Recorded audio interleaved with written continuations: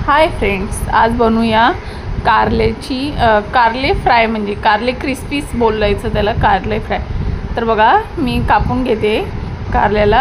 असं एकदम बारीक बारीक चकत्या करायच्यात त्याला, अशा मस्त एकदम चकत्या करून घ्यायचं आहे. आणि त्याला आहे ना असं मीठ लावून आहे ना एकदम चोळून घ्यायचं, कारण त्याचा करवटपणा निघून जातो.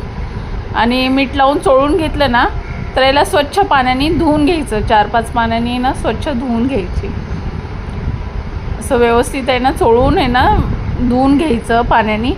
तर हे बघा, मी धुवून घेतले. तर याच्यामध्ये 2 चम्मच कॉर्नफ्लॉवर टाकायचं, थोडंसं आलं लसूणची पेस्ट, काश्मीरी लाल मिरची, गरम मसाला, हळद, मीठ थोडंसंच टाकायचं कारण आपण पहिलं टाकलेलं आहे. आणि याला असं व्यवस्थित चोळून असं मिक्स करून घ्यायचं आहे. त्याला पूर्ण असं लागलं पाहिजे. आणि इथं बघा, मी कढईत तापत ठेवलेली आहे, तेल गरम झालेलं आहे. तर तेलामध्ये ना एक असं सोडून द्यायचं कारलं.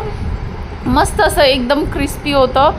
आणि डाळ भातासोबत म्हणा, तुम्ही असं पण खाल्लात ना तर जरा पण कडू नाही लागत, एवढं छान लागतं ना. तर तुम्ही नक्की ट्राय करा, नक्की एकदा तरी बनवून बघा, हे मस्तच लागतं.